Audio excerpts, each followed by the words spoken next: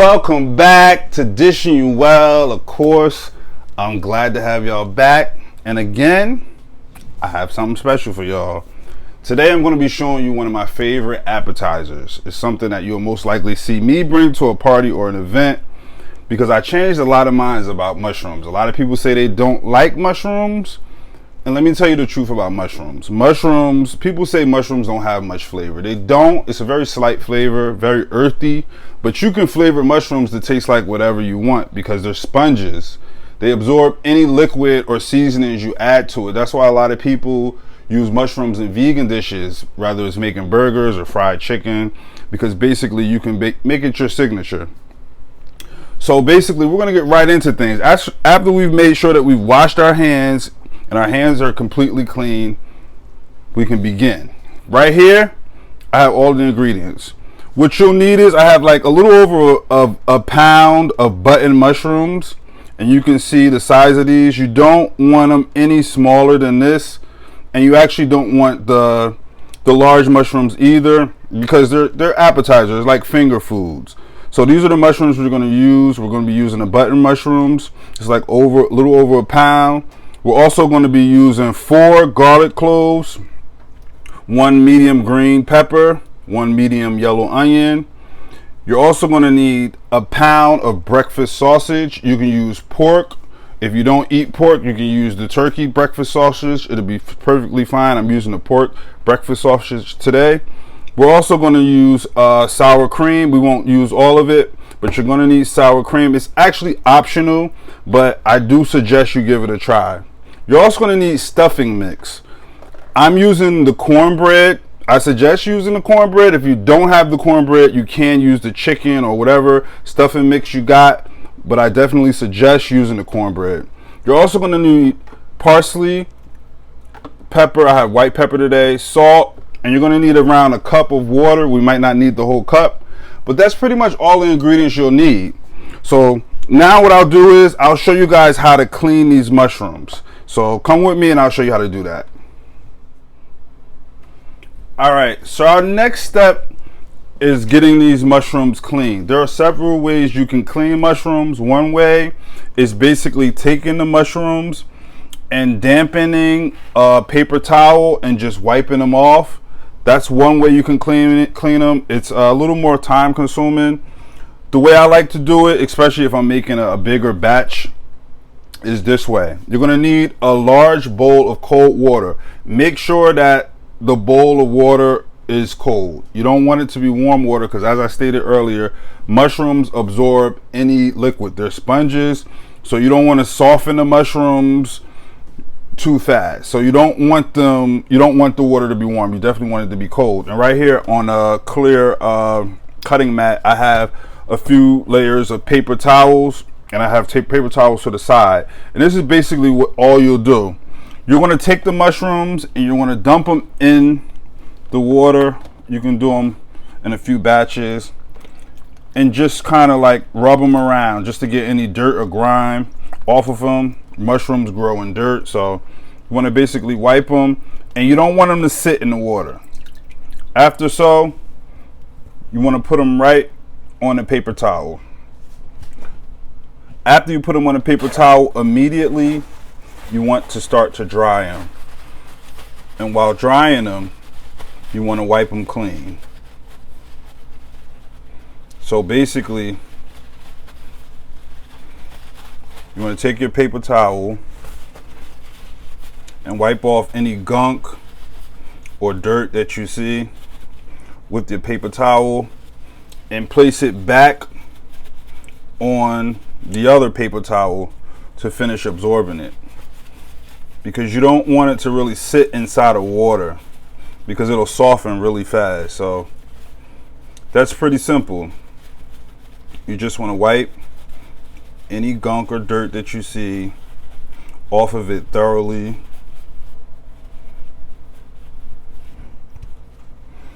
And sit them back on the paper towel, and that's it. That's pretty much it. And that's how you'll clean your mushrooms. After you've done all of them and you set them to the side to dry on a paper towel, the next step will be removing the stems and cleaning out the inside. I'll show you that now. All right, so now that we've washed our mushrooms, we set them to the side. The next step is removing the stems. And to remove the stems, the only thing you'll need is a spoon. I suggest using a smaller spoon so you can be more precise with removing things, and it's pretty simple. What you'll do is, as you can see, the stem is still attached. You want to push up, push down, and then twist. And easily it'll detach from the mushroom. But you don't want to discard the stem. You want to put it in a separate bowl because we're going to use that in a dish. And although the stem is removed, as you can see, there's still membrane in there. It's like brown.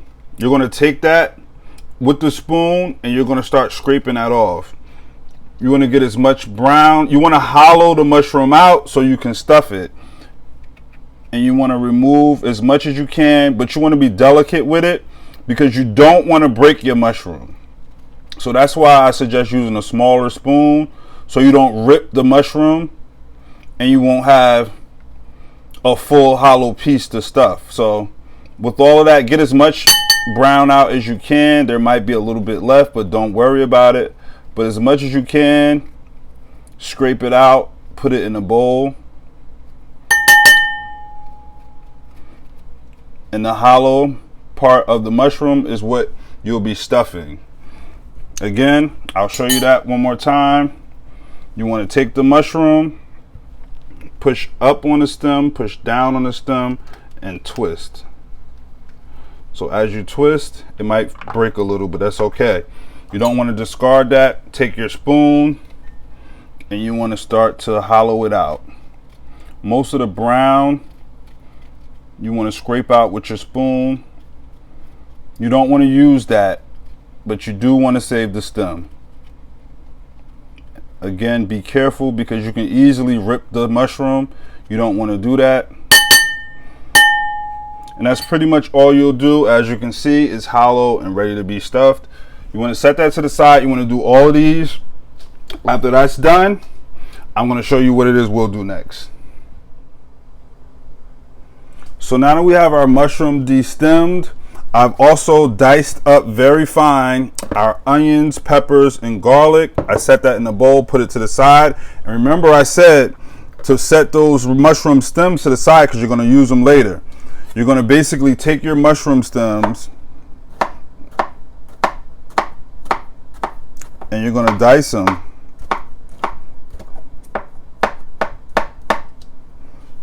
as fine as you can. You want to dice them up as fine as you can. And you're going to use this inside of your filling. So you want to get all those stems diced up.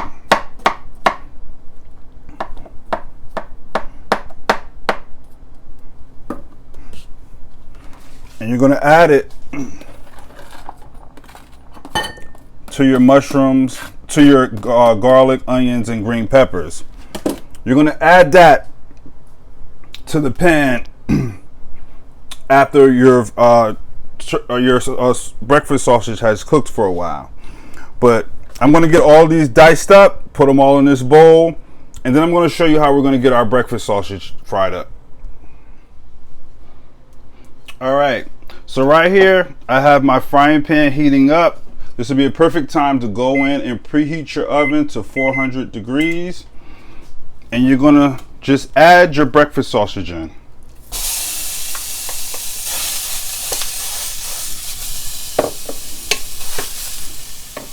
You want to add that in to your frying pan.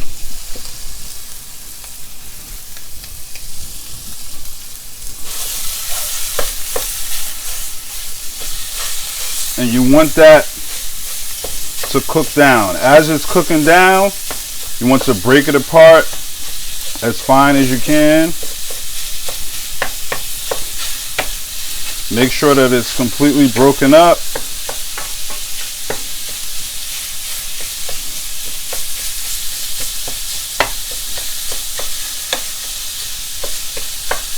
Now, this is going to cook down for around 10 to 15 minutes. After around 10 to 15 minutes, I'm going to show you what the next step is. Alright, so things are going to move pretty fast from here on. After 10 minutes, our sausage has pretty much browned. You don't notice any pink pieces. So now what we're going to do is we're going to take our diced green pepper, onion, garlic, and mushroom stems mixture, and we're going to add it to the frying pan.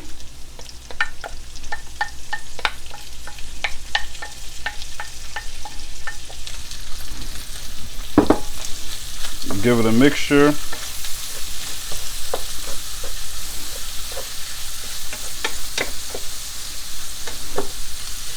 And we're going to let this saute for another 5 minutes or so.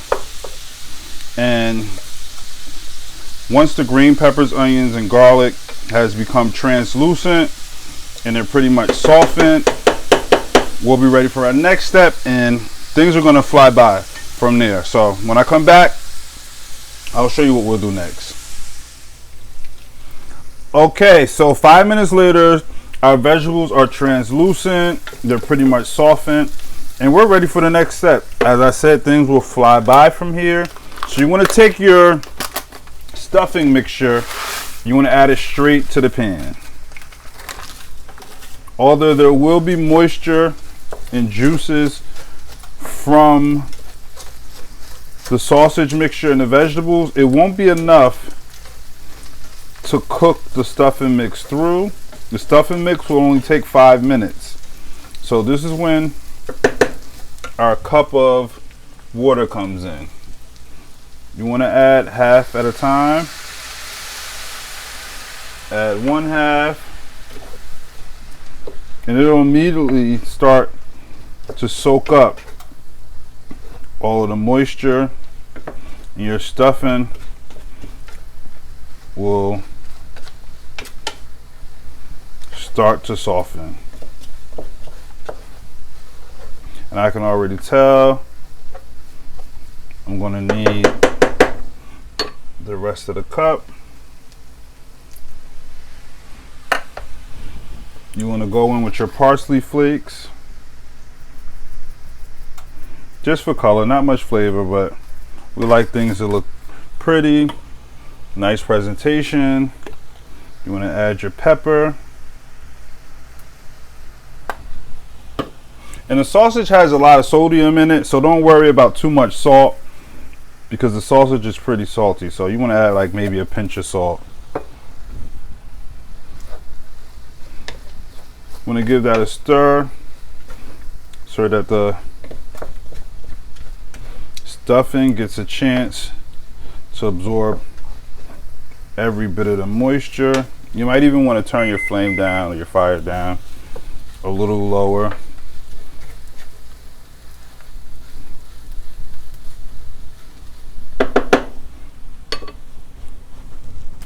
And as always, you want to go in and taste your mixture, because how do you know if it's where you need it to be? Perfect. The mixture is definitely perfect. I'm just going to need maybe another 1/2 cup of water.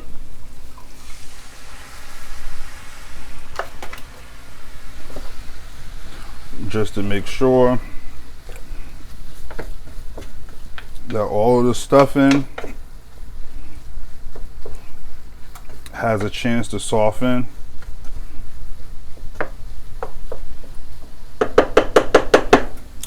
I'm actually probably going to do another 1/2, so in total that'll be 2 cups of water actually that you're going to need. And from here, you're just going to let this cook down until all of the moisture has absorbed. That'll take maybe less than 3 minutes from here. And you'll pretty much take it off the flame and you'll let this cool. When I come back, I'll show you what it looks like cooled. And all it is to do is to get these bad boys stuffed. Be right back. Okay, so our mixture has come to our room temperature. So we're ready to stuff our mushrooms. And all that's really left to do is to basically stuff our mushrooms, and we're gonna get them put in the oven. So it's pretty simple. You're just gonna take a spoon, take the mixture, and you wanna stuff them and push down. As you stuff, you wanna push down and smooth out to remove any air pockets. And you can have the mixture bulge over a little bit. It's okay that it's not flat. You can have it bulge up a little bit. You're going to place it on a baking sheet. I have a baking sheet lined with aluminum foil just for easy cleanup. And you're going to go through and you're going to do all of the mushrooms. You want to put it in, flatten it, add more, and place it on the baking sheet.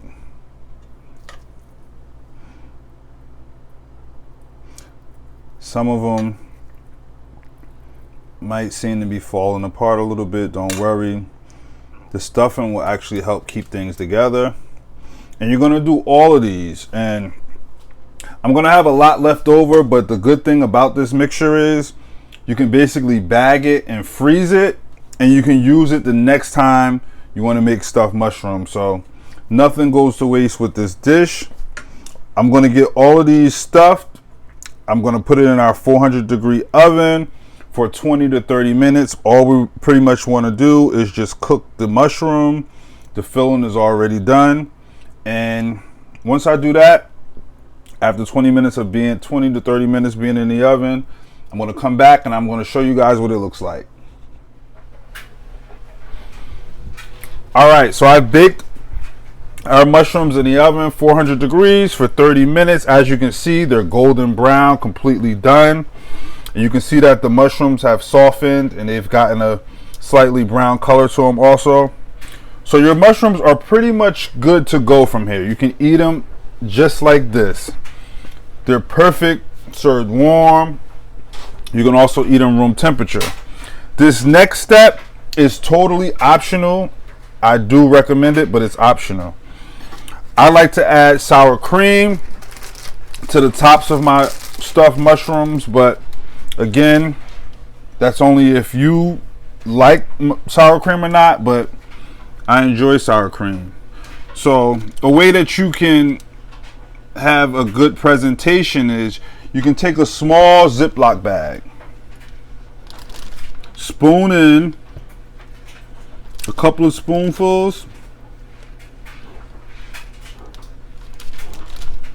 of the sour cream, close it, and at the corner of the bag, take some scissors and make a slit to the corner of the bag, and you basically have a piping mechanism, just like you're piping a cake. And this makes it easier and better presentation when you're topping the tops of the mushrooms. And as you can see, you just go in and pipe in a dollop or swirl, whatever design you prefer, on each mushroom. I'm going to keep a few without the dollop,